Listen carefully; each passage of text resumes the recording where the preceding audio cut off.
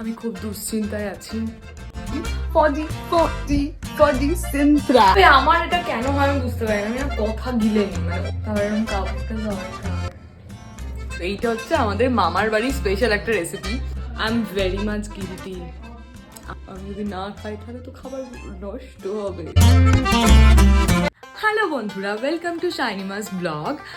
তোমাদেরকে যেরকমটা কালকে রাতে বলেছিলাম যে ব্লগ এডিট করছি, কিন্তু অ্যাকচুয়ালি কি জানো তো, আমার এডিটটা করা হয়নি কারণ আমার প্রচণ্ড মাথা ধরেছিল। তো সকালবেলায় উঠে এডিট করলাম। এইবারে আমার নিজস্ব কিছু ক্রিয়া থাকে, মানে কিছু মেডিটেশন থাকে, সেগুলো আমাকে কমপ্লিট করতে হয়, তাই জন্যে কিছুটা সময় যায়। তো এডিটিং করলাম, ক্রিয়া করলাম। এইবার আমাকে আমার বাকি সারাদিনের কাজগুলো করতে হবে। ফার্স্ট হচ্ছে খেতে যাব, প্রচণ্ড খিদে পেয়েছে, চলো আমার সাথে।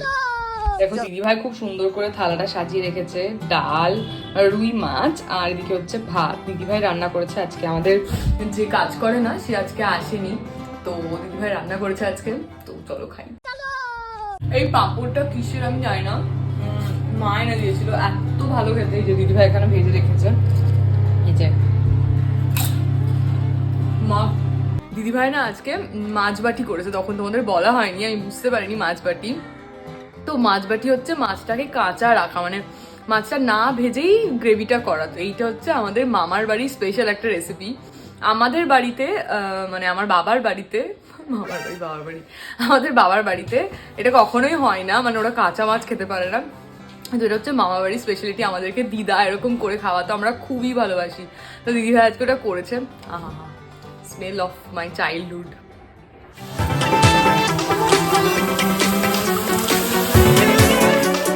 আজকের চাটা না একদম মানে কড়া করে খাবো, একদম কড়া। আমার এটা কেন হয় আমি বুঝতে পারি না, আমি না কথা গিলে নি, মানে অন্য দিনটাকে করে দিয়ে এটা বলে দিই, ভালো লাগে না। কথা ঠিক করতে হবে, মানে এই ব্লগ করার চক্করে আমি কিছু পরে দেখি, তখন ব্লগ করার চক্করে আমি পরে যখন দেখি এগুলো, তখন আমি নিজে বুঝতে পারি নিজের ভুলগুলো। কাউকে একটা দরকার, মানে যে কমেন্টারি করবে, বলবে যে যে কি করছো, এটা করছে সেটা করছে, আর আমি অ্যাক্টিভিটি গুলো করবো, এই বলার পার্টটা আমি ভালো লাগে না, খুব কাঁচা বলা যায়। আমার এরকম কাউকে একটা দরকার যে আমাকে বলবে কি করছো, কি রান্না করলে, ওই দেখো ওইটা রান্না করেছে।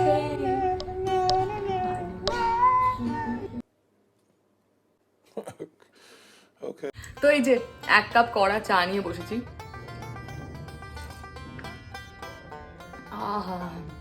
অনেকদিন পর একটু সাজুগুজু করেছি, রিল বানিয়েছি, শর্টস বানিয়েছি। তো তোমরা শর্টসে গিয়ে দেখে নেবে।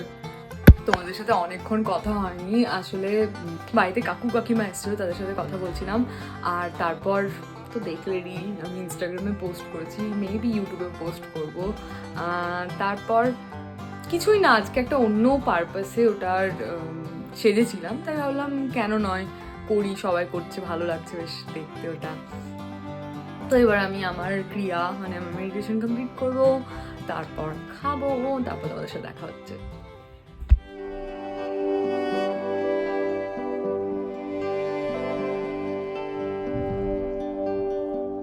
আমি খুব দুশ্চিন্তায় আছি, মানে এটা আমার হয়, আমার এটা কেন হয় আমি বুঝতে পারি না, যে আমার যখন যেটা নেশা হয় খাবারের, তখন সেটা আমি ছাড়তে পারি না। মানে ধরো আমার একটা টাইম ছিল যখন আমি রোজ কোল্ড কফি খেতাম 1 মাস, তারপর সেটা পৌঁছে যায়, তারপর আমি ফেলে দিই।